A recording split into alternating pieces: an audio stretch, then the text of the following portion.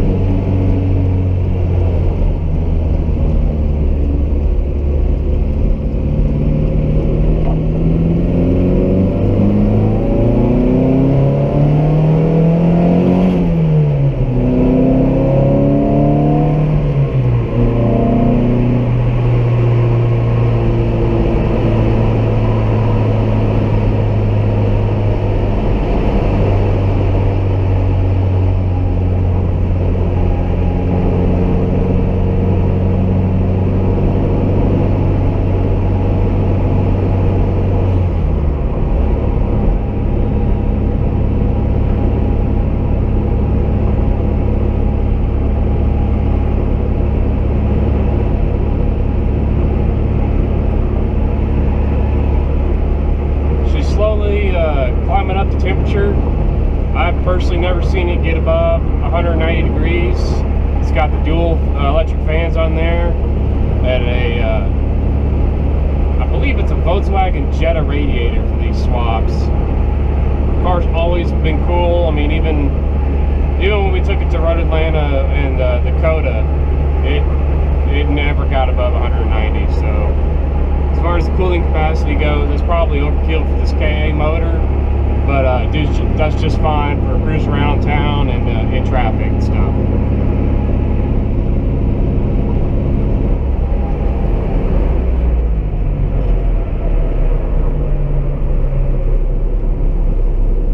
I will say the speed HUD fuel gauge,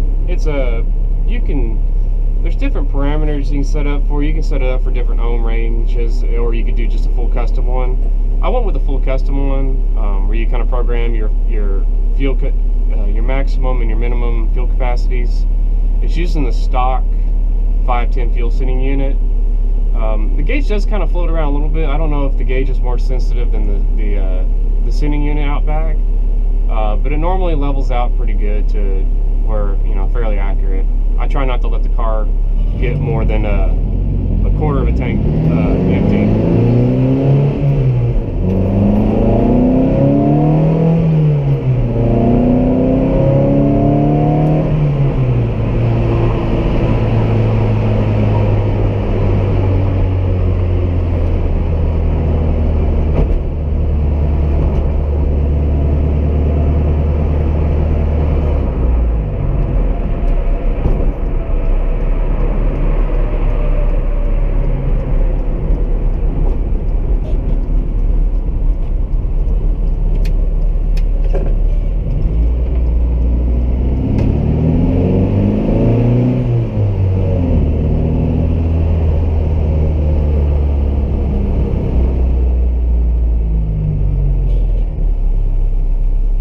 See, it's warm up closer up to temperature. It sits around 30 psi oil pressure at idle.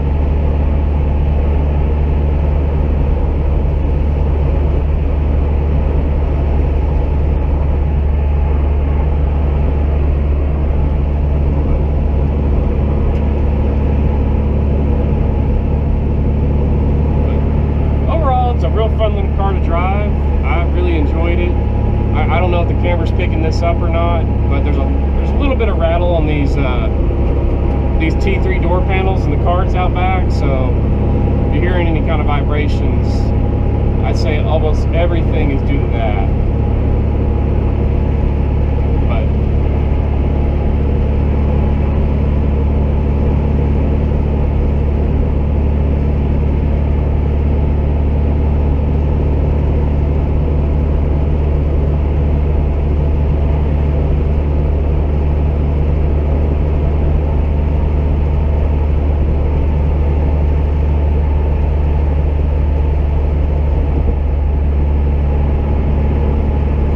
out back, they feel real good.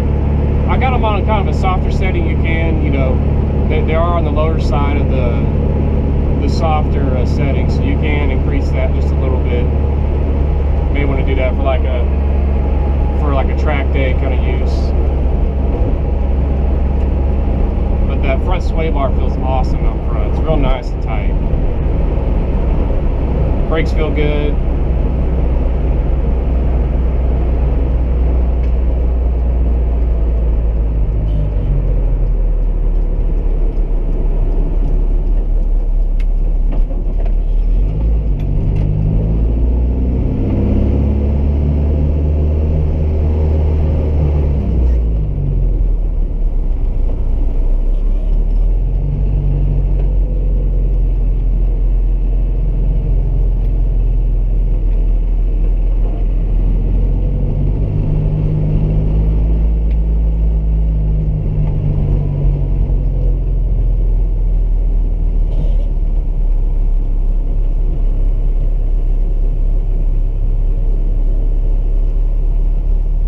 Hopefully in the shade I can point out just a couple of the quirks of this car. So when the lights are on, you may not be able to see it in this video, but I just kind of wanted to disclose two kind of quirks about this vehicle. One, so up here on the speed height gauge there is a indicator. Maybe you can see it come on or not, I don't know if that's visible or not to you guys in the video. There's a high beam, a little blue high beam indicator light on the gauges. So with the lights on, when the high beams are on, this light actually goes off, and when they're off, the light goes on. So like right now they're on, they're off now. So it's backwards. I was never able to kind of figure out or dig too much deeper into that. It didn't really bother me, but I just wanted to disclose that. And there's one other thing about the quirk of the car.